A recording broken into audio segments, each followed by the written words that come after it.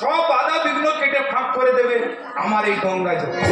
আর জল যদি একবার ফেল করে তাবিজ কবচ আংটি পাথর মাদুলি এর কাজ তো অক্ষর বলো কাজ হওয়া কাজ হচ্ছে না। চলে এসো আমার কাছে।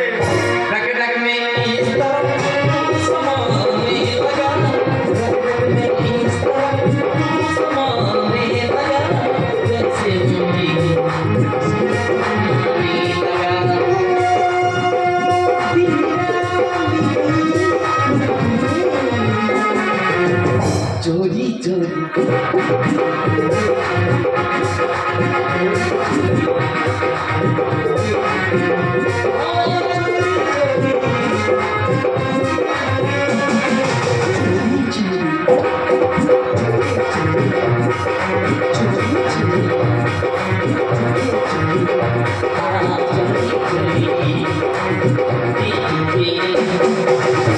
দেখো কাজল, দিনের পর দিন বাড়িতে অশান্তি লেগে আছে।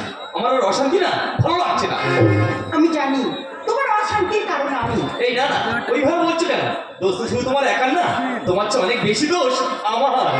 আয় বাবা, আয় বাবা, আমার কাছে চলে আয়। সব সমস্যা দূর করার জন্য তো জমের মতো বসে আছিস তো বাবা।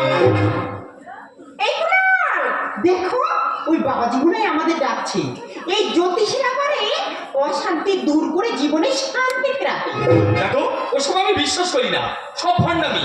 এই ভিক্টোরিয়াতে প্রেমিকা ঘুরতে আসে, তাদের বোকা বানিয়ে পয়সা নেওয়া ধান্দায় তাবিজ কবর নিয়ে বসে থাকে এরা। তুমি যাও, আমি যাবো না।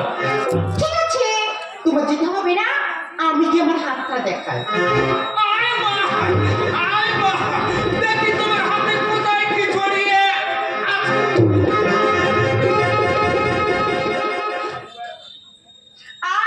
বাবাজি ডাকছে। বাবা তুমি এভাবে আমার হাত দেখছো কেন? দেখি তোমার হাতে রাউ গ্রাস করেছে, মঙ্গল ঘেটে ঘা হয়ে দুধের কোলে ঘাস শুরু হয়ে। বাবা তুমি এসব কি বলছো? ওরে মা, আমি বলছি না, তোর হাত বলছে। সত্য কথা বলতো মা, ভালো হাতটা গাবজালে কি করে। দেখো বাবা, তোমার কথা আমি কিচ্ছু বুঝতে পারছি না। তুমি কি বলছো পরিষ্কার করে বলো। বাবা দেখো তো আমার ভাগ্য রেখা কি বলছে। সত্য কথা বলতো মা, তুই বিয়ের আগে একটা ছেলেকে ভালোবাসতিস।